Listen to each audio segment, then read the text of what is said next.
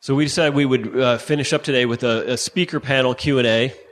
You already know our speakers, Lou Rockwell, David Gordon, Justin Napolitano, and Dr. Ron Paul. So we're very interested in your questions and thoughts. But before we do so, I wanted to give a special thanks to two of our real host and hostess for the day.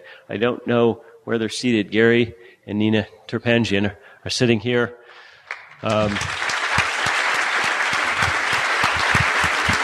They are they're both relative to some of our benefactors, relatively new to the Mises Institute, and were affected by Ron Paul's two campaigns, I know, and we're very generous in making today's event happen for us all. They live in the Rancho Palos Verdes area, generally here, well, not here, but in Los Angeles, and we're very thankful to both of you, and we're very glad you're part of the Mises Institute.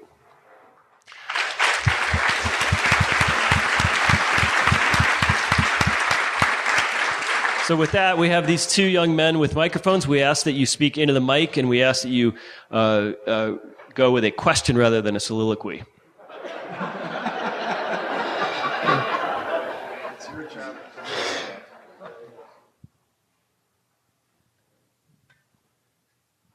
Given the discussion and the optimism, and that's great, but we got a long ways to go. So talking about the term government, most people seem to like that term, and then selling the concept of liberty or freedom. If you go out in the street and talk to people, you got freedom? My gosh, we can go anywhere in the world, buy any clothes we want. Apparently we have a lot of freedom. There's some language changes here that we can make to propel our movement. Well, one of the things that I try and emphasize, perhaps to the type of audience that you're speaking of, is to ask them who owns their income, them or the government. Why is it the government gets their income at the same time they do, and why is the government gets to decide how much of their income they get to keep? And then you can make the same argument with their home.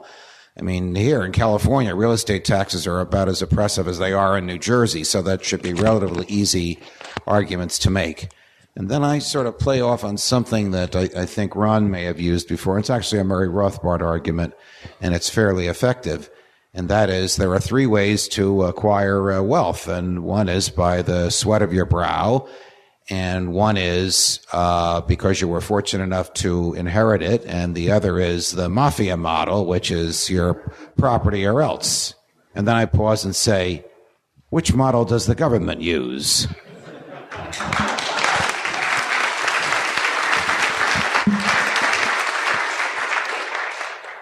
Judge Napolitano, this is a question I've been wanting to ask you for years. Are you in favor of having the goal being a stateless, voluntary society? And if not, why not? Am I in favor of what being a stateless society? Our society being stateless, the absence of any political state. Are you in favor of that or not? And if not, why not? Well, I would be in favor of that as the goal. I mean, except when Walter Block is in the room. I'm the most libertarian person in the room. And ideally, I could probably protect my life, liberty, and property better than the government can. But that's an ideal, and that ideal is not going to come about overnight. So I would be in favor of the incremental movement toward that ideal. Next question, this gentleman. Okay, this question is for the judge. Respectfully, go easy on me on your answer, please. With regard to the threat of Ebola and your comment about the lady that was incarcerated unjustly, for sure, but there is a great risk. So where is the line between protecting her from getting on an airplane and spreading that risk versus her rights and her freedom? Well, in my world, there wouldn't be a TSA, and the government wouldn't decide who gets on the airlines. The airlines would, because they have the most to lose. And so if the owner of the plane decided he didn't want someone on that plane for whatever reason, the owner, American Airlines, United Airlines, Delta, whoever it might be, can make that decision. And then we wouldn't reach the issue with Chris Christie locking her up in a tent. But in the present world in which we live, we still, at least in theory, have the presumption of liberty. And the burden is always on the government to show why that presumption is lost. It never switches to the individual. Was I easy on you?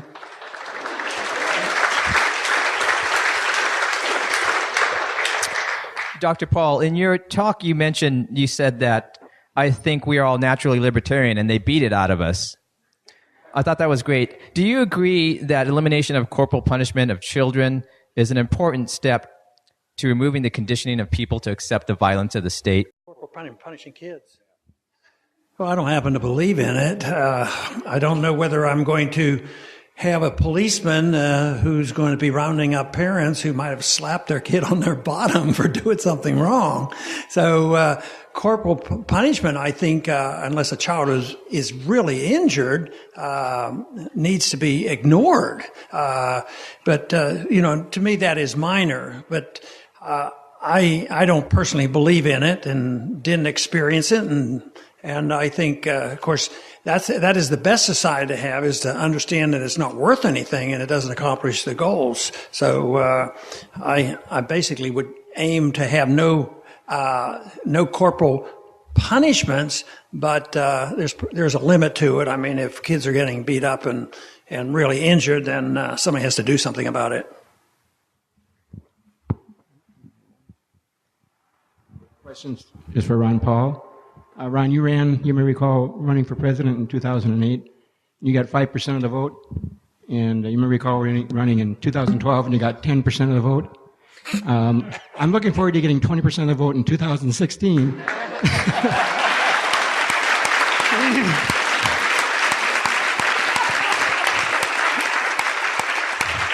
So when are you going to announce? I just wonder what you have against me.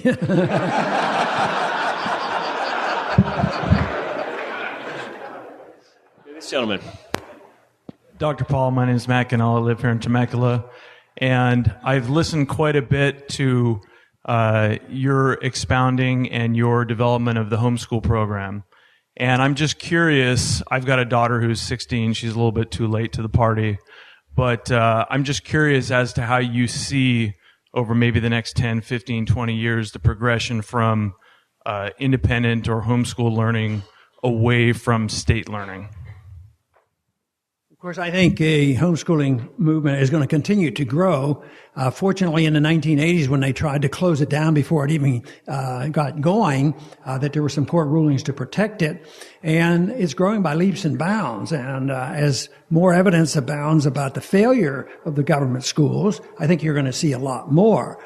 I don't think we're on the verge of seeing the majority of people being homeschooled. You know, there's a lot of reasons for that. And the homeschooling program that I have with the help of Tom Woods and Gary North, this program is doing quite well, and it's growing mainly by word of mouth. And it's designed not to ever believe we're going to have 100% of the students. I mean, we're looking for people particularly interested in a certain type of education, and that is based around the freedom philosophy. So you know what kind of study on that history you're going to have, and you're going to have classics, and you're going to have an economic policy that's quite different, and you're going to have a foreign policy, and it's not going to be taught by neocons. So I think that you're going to see a lot more. I think our program is going to continue to grow. And I think there'll be different programs emphasizing different things. Ours is going to emphasize liberty, which means that it should be in the defense of protecting anybody who wants to have any kind of a homeschooling program would be protected.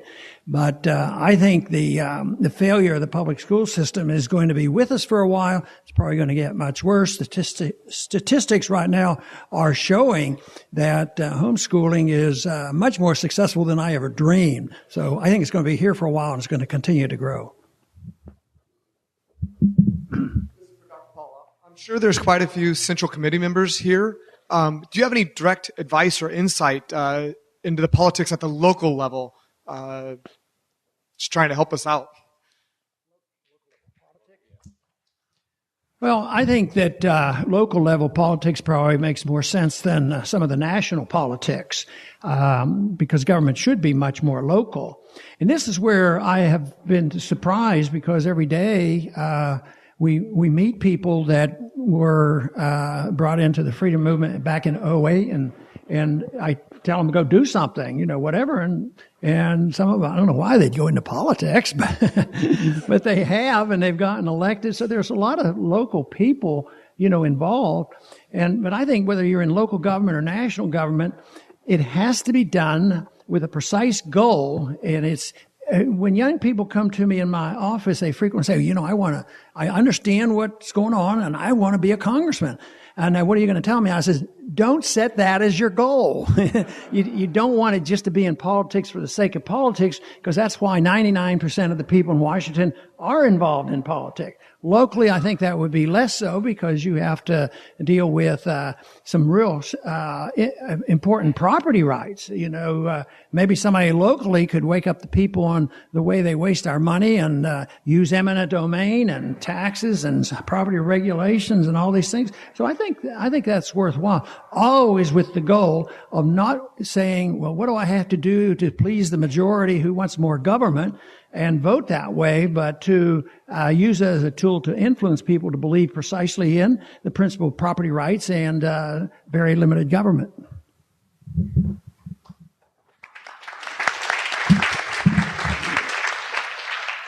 I think everybody in this room can agree that inflation is theft on a grand scale, right?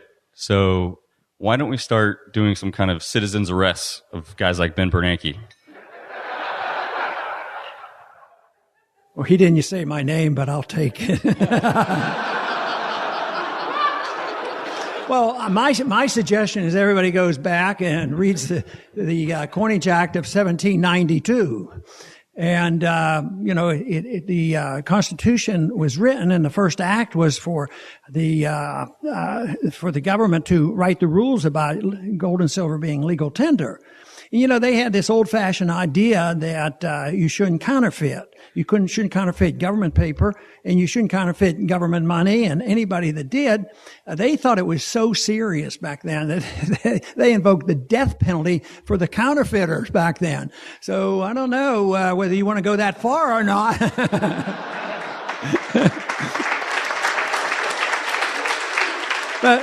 But we have this problem now about the counterfeiters, because unless we reverse Bernanke's belief that he says that gold is not money and only paper is money, so they are official counterfeiters, and I've actually told him that at a time.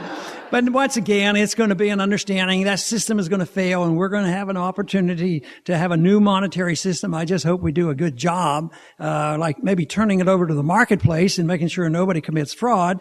Leave it to the government. Guess what? People in government commit fraud, and things like that. So, yes, but I think the penalty is going to be, an intellectual answer to it by just revoking their ability to do what they're doing. And I think that day will come. On the other hand, if you do want to engage in a citizen's arrest, the rule of thumb is the citizen has to witness the person commit the crime in order to justify the arrest. So get yourself over there the next time they sign away our liberties. Ron, I was just going to say that all your hearings with Greenspan over the years, all your instructions that you gave him may be starting to have an effect. I don't know if you heard this, but he gave an address at the Council on Foreign Relations a couple days ago, and he said the only real currency is gold. No fiat currency, including the dollar, can come close. So they actually deleted that from the transcript. They took it out of the video, and all we have is an audio of his saying that. Well, this raises the question of whether or not Greenspan told me the truth many years ago, because we were having a hearing, but prior to the hearing, we were invited to have a one-on-one with the chairman, and it was sort of scheduled, so I knew about it, and I thought, well, I think, because most people know about Gold and Freedom, the article he wrote in 1966 for the Objectivist newsletter for Ayn Rand. So I dug that up because I just happened to subscribe to Rand's newsletter back then. And so I took it up, and it was an old faded green newsletter. So I took it in, and as we were sitting down there to chat for a few minutes, I asked him, I showed him the color. I said, "Do you recognize what this is?" He said, "Yeah, I know what that is." So I opened it up to the Gold and Freedom article, which was a fantastic article. Everything is correct. And I said, "Do you remember this article?" He says, Yeah. He says, so I asked him, I said, would you sign it for me? So So he autographed this article, and I said, do you want to put a disclaimer on it? And his answer, now this is the important thing, his answer was no. He says, I had just read this not too long ago, and I fully endorsed all the arguments in there. So now what Lou is saying is sounding like the old Alan Greenspan. So, we'll see. This question is for Dr. Paul. I have to confess, in 2008, I was completely ignorant. I didn't know anything about the monetary system. I didn't even know what the Federal Reserve was. Of course, I'm a perfect product of the California government school system, all the way through my structural engineering degree from Cal Poly. But learning about all this, and largely thanks to the Mises Institute and all of you gentlemen up there, has completely changed my thinking on everything. So my question for you is this. You spent all those years in Congress. How many of those supposed representatives of the people understand what the Federal Reserve is, what's happening, everything that's going on? How many of them understand that, or are they just ignorant, or is it something far worse? Well, there's probably about 10. And about 7 of them understand it and why they have to defend it, because that's how they run wars and the welfare state, and they know exactly why they believe in the Federal Reserve. And then there's 3 or 4 or 5 that are on our side and they understand it clearly. But no, not too many do. But it is changing, mainly because people like you have changed your mind and you've gotten wind of the corruption through the monetary system. So it outside of Washington it is growing, and that's where it's necessary. And they talk about the Fed now, and actually because of these changes, it was something I had worked on since the 70s. Back then it was Henry Gonzalez in Texas, the populist liberal Democrat, that wanted an audit of the Fed. So that was when I first got active in that. And Wright Patman, another populist Democrat, always wanted to open up the banking system. So that has floated. I kept working on it, but it wasn't until the 2008 campaign, because of these various educational activities and the college kids waking up to this, that through the effort, through Campaign for Liberty, an organization we lobbied, and got information to the members, and they brought it up twice, and both times it passed overwhelmingly in the House with strong bipartisan support. So it was a good example of how, if views change, they're not just partisan, and they bring together both liberals and Democrats to have monetary reform. And so we're making a lot of progress on that, but they'll be tenacious though when it comes to it. But basic understanding of I don't know the exact number, but there aren't that many that really understand exactly how the Fed works. I think the crisis helped get the attention, because we were able to dig out some figures to show that the Fed was probably involved with anywhere between $13 and $15 trillion in churning that money to bail out all their friends, and the average people are starting to get wind of this. So I think we're making good progress on that issue. Ron, if you'll recall, Ron, there was a congresswoman from the Empire State, who shall remain nameless, who sat on the banking committee with you, and once came up to you after a hearing and asked you, said, "Oh, I thought we were still on a gold standard. Do you mean we're not on a gold standard?" But it's okay, because she was just on the banking committee. True story. Shall rename nameless, and as far as I know, still in Congress. Yes, still there. Protecting the value of the dollar. My name is Bill Blair, and I have a question for the judge. Today we've spoken a lot about liberty and Jeffersonian philosophy of government. Could you tell us how you feel jury nullification might help us, or move us toward a freer society? Well, I'm personally all in favor of jury nullification, and I'm personally in favor of the judge informing the jury that they can nullify the prosecution. For those of you who are unfamiliar with this, jury nullification often occurs where the evidence of guilt is strong enough to convict, but the jury is of the view that the person ought never to have been prosecuted, and that the government was wrong to prosecute this person for violating this statute under this time. There are many, many historical examples of this. The Constitution of the state of New Hampshire compels judges to inform juries that they have the right to nullify. When you think about it, the 12-person jury is itself a bulwark against tyranny, as long as they are truly free to vote their consciences.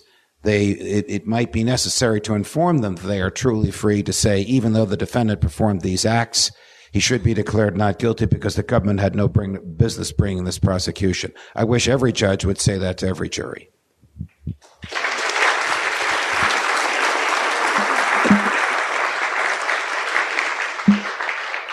Dr. Paul, we're all very appreciative of your political work in Congress and especially in your efforts to end the Fed, the mechanism that their state is using to put their hands in everyone's pockets and do whatever they want. So ending that would be a great benefit. But since it's been so difficult politically, do you see any ulterior or any alternative ways of ending the Fed, perhaps, or maybe even do you have any opinion on the use of Bitcoin to go about and end the Fed? Well, I think the Fed probably will do more to end the Fed than anybody else. Because I think it's a non-viable system, and finally it'll just collapse. And the big question is, what will they do for monetary reform? But although right now, the dollar is up and people think that it'll be salvaged forever and ever, I don't happen to believe that because of how much credit and money they're creating. So I think that will finally end, but there will be a replacement. The freer the society is and the more options and the more choice you have on currencies. I believe in competing currencies, and I believe that if Bitcoin satisfies people and there's no commitment of fraud by doing it, it may well be a participant. But quite frankly, I have a political opinion and a personal opinion. My political opinion is very, very clear. No fraud. The government should butt out, and they shouldn't touch it and let you do what you want. But I'm still old-fashioned enough that I like to see real money that I would jingle in my pocket. My question is for Lou and for Dr. Paul. I would describe myself as a pretty hardcore libertarian, and I read LouRockwell.com every day, and I'm familiar with the writings of like Lawrence Vance and yourself, where you say don't vote, and there are some very articulate arguments for not voting. Well, I do participate in the system. I ended up running for office and I ended up winning. So my question is for libertarians, anarcho-capitalists, which is the best way to hasten the big correction, to bring about the demise of the Leviathan? Is it by not voting and participating, which most people don't, or is it by getting anarcho-capitalists and libertarians to run for office like Dr. Paul has done to change the beast from within? So is it to participate or to not? Well, obviously, people know what I have done, but the one thing is what people do is okay with me. So if somebody doesn't like to vote or think it does any good and they choose to vote by not voting, that's okay. But I still think that if you're in the process, that it is totally worthless, and it's a very negative thing if you don't have somebody believing in something and you're doing it for that purpose. Because when I first went to Congress in the 70s, if I decided, you know what, I really want to be chairman of the Financial Services Committee because I'll be a powerful person. And then you look at the system, and how you do that is you play ball. You vote with the leadership. You go in leadership, and then you follow some zombie who's the leader. And then you get promoted, and you raise a lot of money, and you buy it. A chairmanship might cost today, it might be $10, $11, $12 million. You have to raise to buy that seat. Now, if that's the goal, I think the electoral process is terrible. But if it's a place where you can use it as a bully pulpit and set a standard, I think it's worthwhile, because quite frankly, by going there, I first never thought I was going to be elected at the beginning. I always tell the story that when I told Carol I was going to run, she said, "Why would you want to do anything like that?" And she says, "Well, it's so dangerous." I was not going to be dangerous. She said, "You'll probably win." But I guaranteed her that, that wouldn't happen. But if the goal is, like I told the young people, if that is your goal, just to be in office, you lose sight of it. And then you say, how do I raise the money and how do I organize? How do I build these coalitions? So I didn't expect much to happen. Then I thought, well, if I vote the way I said, there's no way I'm going to get reelected. So, in the early years, the whole time I'd always vote against every bill that actually was beneficial to the district. And they had every opportunity in the world to throw me out. So if I would have stayed and promoted and stayed in office and became a chairman by doing exactly the opposite, then I think the political process is very bad. So therefore, I would say that those of you who want to run, I would like to see a certain target and a certain goal. If you're supporting somebody, find out what they believe in and see if you can trust them and see if you agree with what they believe in. The big problem there is everybody will tell you what they believe in if they know who you are and they think you're going to be the best champion in the world. But I could always tell within a week. I helped different members to get in. Within a week, I could tell whether they have joined a gang or not because they want their political assignments and they want something for their district. And as far as I was concerned, it was over. So, but I think that's an individual thing. If somebody say that's too much, that's too much to think about, I'm just not going to vote. So let's see what Lou has to say here. Well, I don't vote, and but if somebody enjoys voting, if they, I wouldn't tell them not to do it. I think in general it doesn't do any good. And it's very important to the regime that you vote. They really care that people vote. You're demonized if you're a non-voter. So that alone gives you some guidance maybe as to what you should do or what you shouldn't do.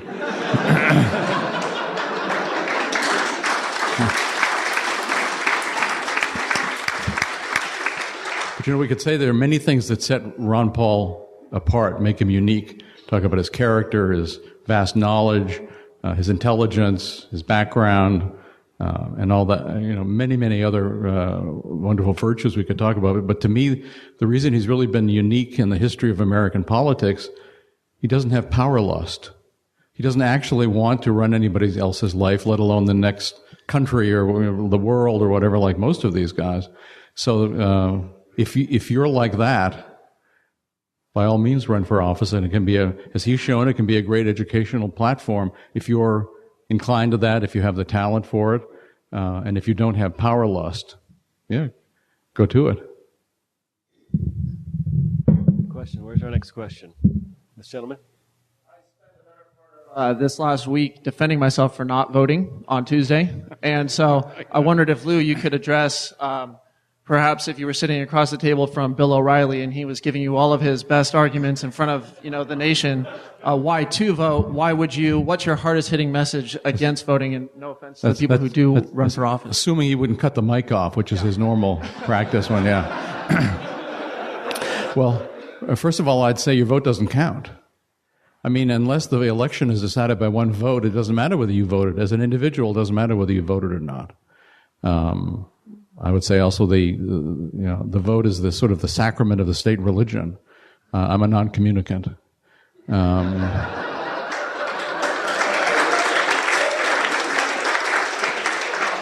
again, it's just very, very important to the regime that you do this, so that again, obviously that doesn't persuade a Bill O'Reilly of anything, but this year there were only a third of the potential voters voted. This has been the lowest in quite a long time. It's, our non-voting party is expanding. And I think that, these people are again demonized as being lazy, stupid. They don't care about their neighbor. They don't care about the future and all that sort of thing. But when I talk to people who are non-voters, even if they're not sophisticated people, they'll say things like, well, they're all crooks. It doesn't matter if it's crook, this crook or that crook. Well, that's exactly right. Unless Ron Paul's running, right? Then it's a different story. But since there's only been one Ron Paul in 200 years, I'm not waiting around for more of them.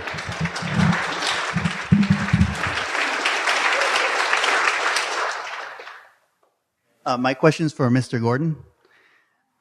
There's been a lot of attempts over the years to codify Western thought, and whether it's Mortimer Adler's great books and Synopticon and all that. I was wondering if you can point us to a resource that has attempted that with thought, liberty thought, or maybe plans to write something like that.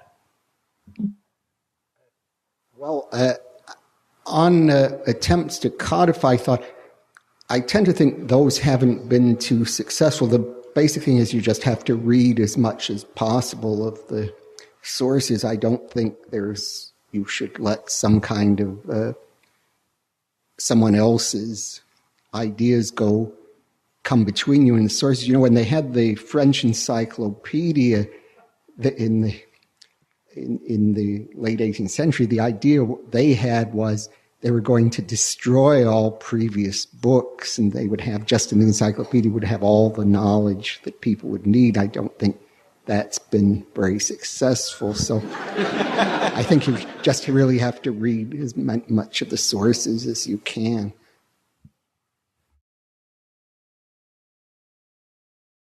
Jeff, in the vein of reframing the debate, do you think it would be a useful reframing if instead of using the term a stateless society, we use the term a state-free society? Well, I mean, language matters, clearly. Semantics matters. And I have seen a comment, I think it was just a random comment online one time that said, anarcho-capitalism, it's almost two words that both have very negative connotations for a lot of people. I mean, that's just the reality. And coming from, as Mises did, born before World War I and coming out of Europe in the late 1800s, there were vast generations of people for whom the term anarchism meant left-wing anarchism. It meant Bolshevism. It meant bomb throwing, not sort of peaceful voluntarism. So, it's been a loaded term, and it's something we have to fight. On the one hand, I hate to almost seem dishonest by trying to use more flowery language that's not as honest or as accurate as it might be. But your point is well taken. I think the term is going to continue to evolve. I think libertarianism is slowly being supplanted. Whether that's good or bad, I don't know. But I will say this: it's something we should all give a lot of thought to because semantics do matter. We have time for one more. Hi, Lou or Jeff. You guys put on a lot of educational seminars, Mises University, and so on and so forth. Has there ever been any thought given to the idea of eventually conferring degrees?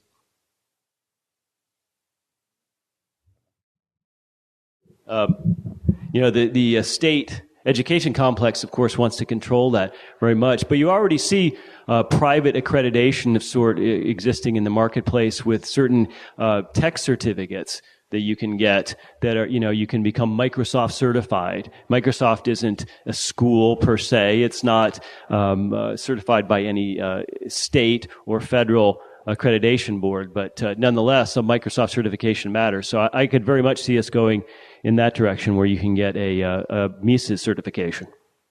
Yeah, and Guido Holzman once did a study of this for us, and the regulations in Alabama to be a degree-granting institution in the normal sense are just, as Jeff mentioned, just crazy. I mean, in terms of the number of faculty you have to have and many, many other very expensive things. But we've thought of eventually maybe granting degrees if that's possible. It's also possible to grant things that are not, the government doesn't consider degrees, like a diploma or a licentiate in Austrian economics. So yeah, I think that's, if we have the support, we would be very interested in doing something like that. Absolutely.